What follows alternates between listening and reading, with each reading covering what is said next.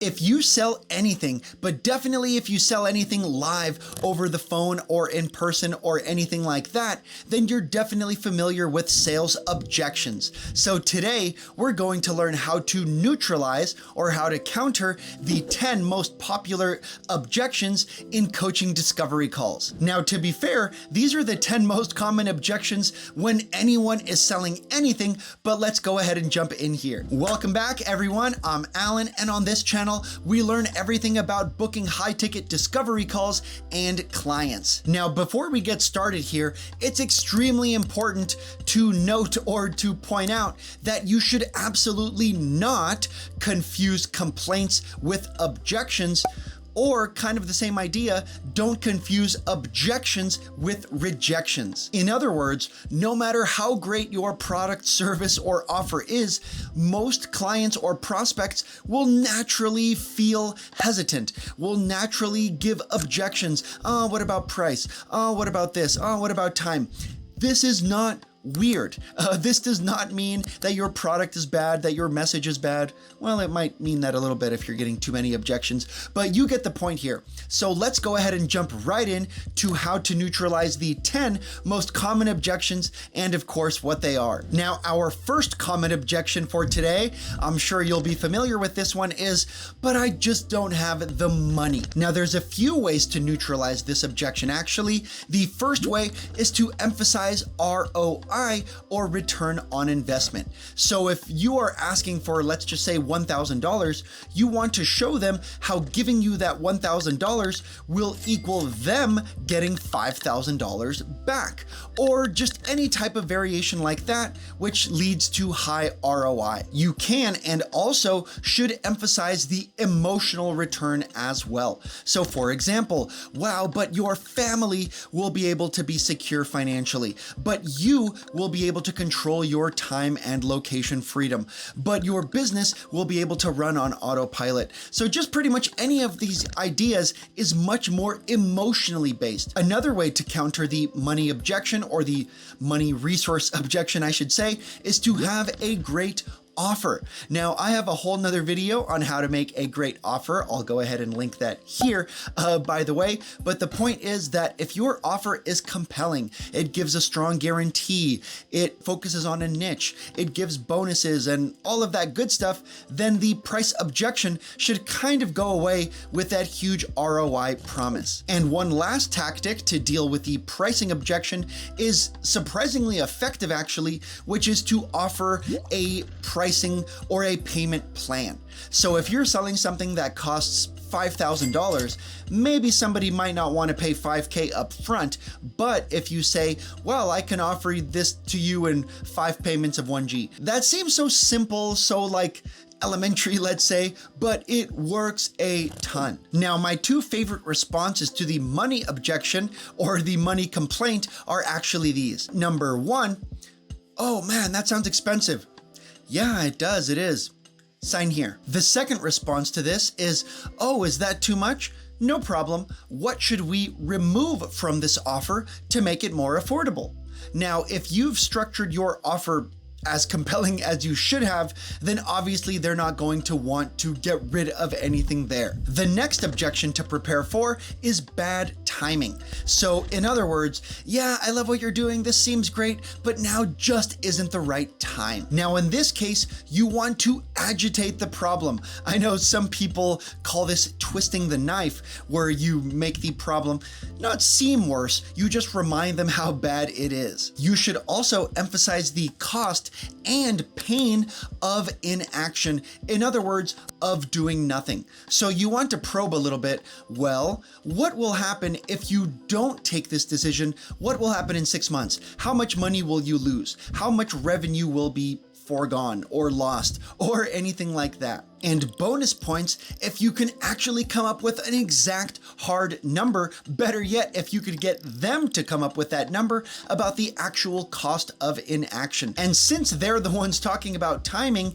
you can also make a point to emphasize speed and time. So for example, emphasize the speed of the benefits and implementation. So if you sign here right now today, we will get started today or tomorrow or whatever, and you will see XYZ result in 7 days or 14 days or whatever it might be that is relatively soon. And lastly, on this objection, sometimes bad timing is actually just true, and it really is a bad time, and they will be in a much better position in 2 months or 4 months or 6 months or 1 year or whatever. So in that case, you want to but you want to give them your full follow-up process. So this means keep in touch, let them know about your latest content, just overall continue your trust building process. The next objection to prepare for is very similar but not the same, which is that they just don't have the time.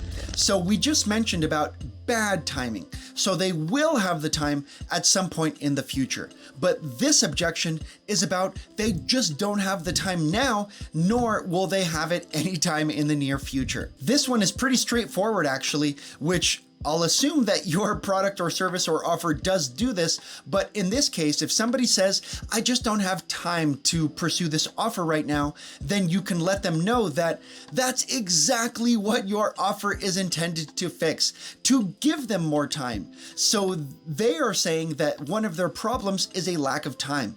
So you can emphasize or sweeten your offer by saying, oh, one of your problems is a lack of time? Well, what do you know? That's exactly one of the problems or the main problem that my offer aims to solve. The next discovery call objection to prepare for is a flat out lack of trust. Now, this lack of trust can take place on several levels.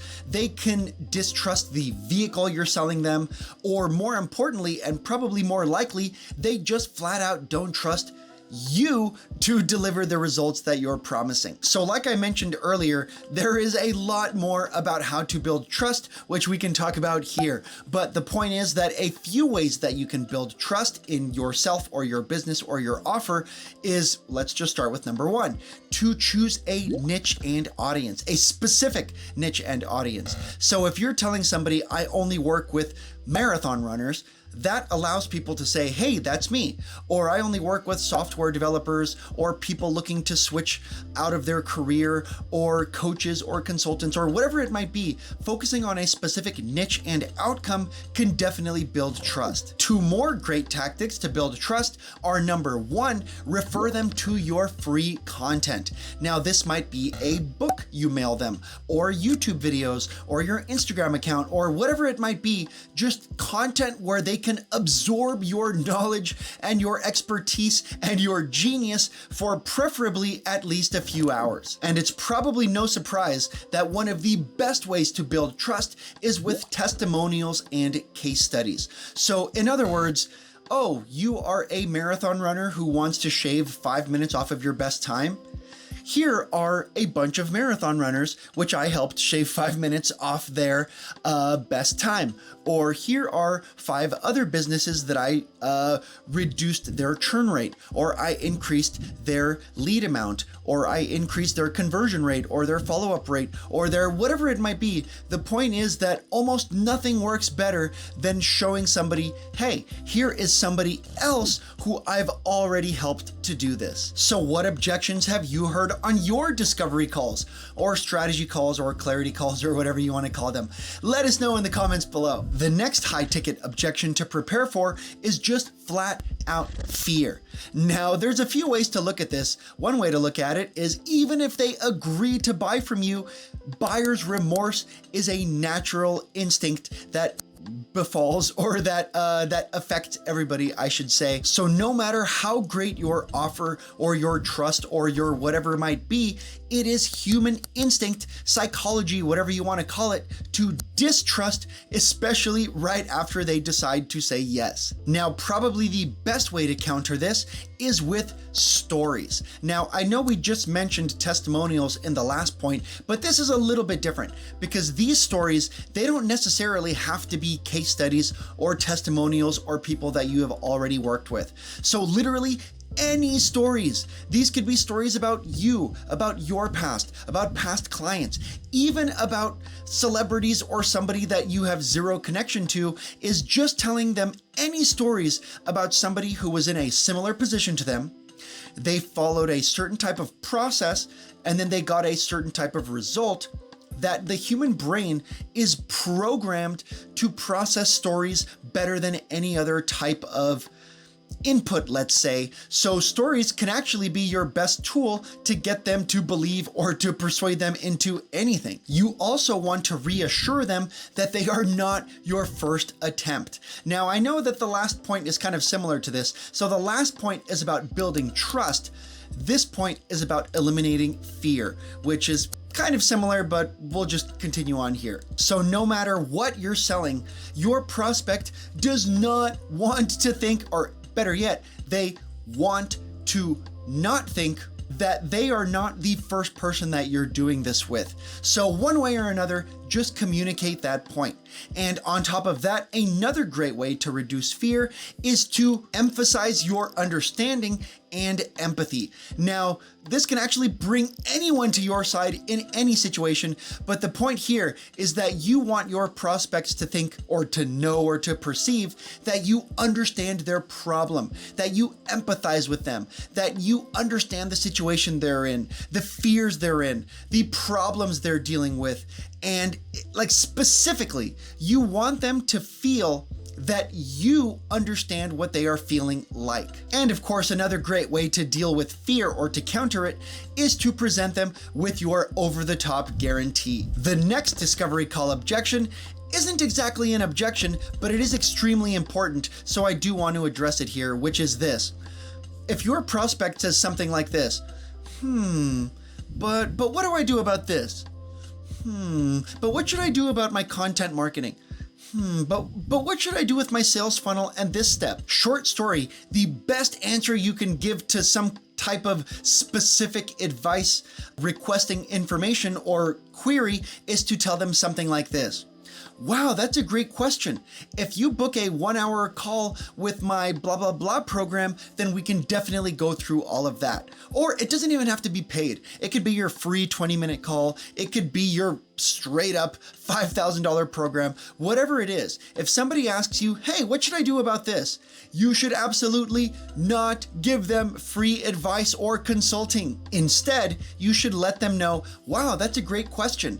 If you sign up for XYZ, if you go to blah and sign up here, if you book a call here, then we can absolutely have enough time and dedication to discuss that entire question, to go through that process, to find the opportunities in your business or whatever. Now, we already mentioned the general fear objection, but there's actually a whole nother objection which has more to do with fear of change or of mixing things up or of pretty much anything new. Now, trust me, prospects can get extremely creative with their arguments about why they shouldn't make a change or why they shouldn't try anything new. But your trick here or your move here is to show them, okay, where are you now?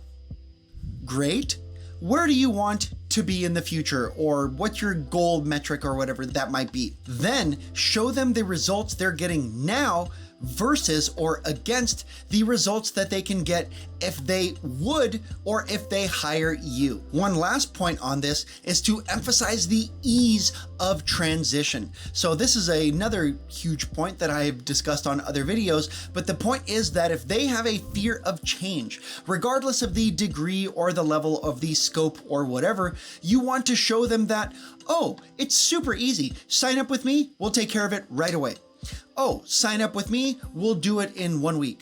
Oh, we'll do it in 5 days. Oh, you just have to fill out this form. The point is that you want to show them and make them believe, obviously, of how easy it is to buy from you, hire from you, work with you, follow up with you, and so forth. The next high-ticket discovery call objection to prepare for is flat out no need.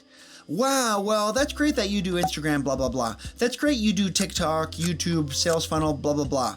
But we just don't really need that right now. Now, when you come across this objection, one of the best tactics you can employ is letting them know about their competitors' tactics and strategies. Oh, you don't think you should be on Instagram? Well, your competitor is on Instagram and he just made $1 million in sales in the last month. Oh, your competitor is on TikTok, YouTube, Sales Funnel, Instagram, Reddit, whatever it might be that you work with, and just let them know that their competitors are doing potentially better than them in something that they have easy access to. Now, when your prospects mention that they just flat out don't have a need for your offer, then you definitely want to emphasize to them, or at least let them know about how the world is changing. Technology is changing, traffic is changing, just overall the world is changing around them, which obviously they're gonna understand and believe. And you wanna let them know that, well, if you wanna keep up with the times, if you wanna keep up with your competitors, if you wanna keep up with XYZ, then you're gonna have to hire me to do XYZ. And if they think there's no need for your offer, then I know we already touched on this earlier, but you want to emphasize the cost of their inaction or of not doing anything. The next high ticket objection to prepare for is lack of authority or permission, AKA, oh, I'd love to move forward on this, but I have to check with my partner. But I have to check with my husband, with my wife, with my investors, with my, let's just say, I want to do it, but somebody else will have to verify. Now, there's a few ways to deal with this problem actually, or with this objection. Number one is to get rid of it as a whole. Now, keep in mind that I'm not sure about these statistics, but let's just say 95% of people who leave and say, I have to get an okay from this person, don't get it. Now, if that's a spouse, if that's a business partner, if that's investors, whoever it might be, if a prospect walks away from you saying, I just need the okay from this person, they probably are not gonna get it. So as you might imagine, the easiest way to solve this is to make sure you are speaking with an actual decision maker. Now, of course, you can do this through your filtering process, your application process, even a little bit in your actual call, but probably the best way that I would suggest at least is to filter people before your call instead of during. Now, keep in mind, they don't need all the authority. They don't need master authority. What your prospect needs is enough authority. They need enough to sign off on your check, to sign off on whoever's paying you. So just keep that in mind, that they may not need to be the number one head honcho, but they definitely need at least enough authority to sign your checks. And one last trick for this objection actually is to make the sale anyway. People can be convinced. So even if your prospect says, oh, I need to check with my wife or my business partner. Okay, great. Well, don't they trust you enough to make a decision on your own? Don't they trust your judgment? Don't you think that you know enough about your business to know what your business needs? You can phrase this in a ton of different ways. But the point is, just like with any objection, remember that complaints are not objections and objections are not rejections. So even if they're complaining, make the sale anyway. Let them know, okay, how about this? I have an exclusive discount available right now, only available right now. If you take this deal, you can go verify with them. In other words, make the default canceling on your great deal instead of making the default them not hiring you at all. And the last high ticket discovery call objection to prepare for is this. Well, I can do that myself, can I? Short story, I have found the best answer to this objection to be, yeah, you're right, you can do that. So, why haven't you? Now, I know that might seem kind of confrontational or uncomfortable or something like that, but that actually does get the point across. For example, if I am a health coach who helps you lose weight or gain muscle or something like that, if you tell me, oh, I want to lose weight, and I tell you, okay, I can help you do that through XYZ method, then prospect can say, oh, I can do that. It is so I don't want to say easy, but it is so logical for me to say, oh, you already know that working out and eating healthy will make you lose weight? So then, why haven't you done it yet? And keep in mind, stay silent until they answer. So in this situation, you want to emphasize the fact that they can do anything, but they can't do everything. Now, they're probably already good at whatever it is that they're doing, whatever that might be, but when it comes to whatever you're good at, marketing, ads, health, losing weight, whatever it might be, they are just flat out not good at that, and that's okay. You want to let them know that focusing on your specialty is a full-time job. You go to conferences, you read books, you watch the videos, you do all of that good stuff. Now, you want to let them know that what you do is a full-time job. And you also want to let them know that they should focus on what they do best and outsource other to people who also do that process best. And the absolute best way on earth to deal with high-ticket discovery call objections is to hit the like button and subscribe below. If you learned something interesting today, it does help a lot. For more help booking high-ticket discovery calls and clients, then definitely book a free strategy call with me below to find the biggest opportunities in your business and funnel. Well, that wraps us up for today. Thanks everyone for stopping by, and I'll see you on the next one.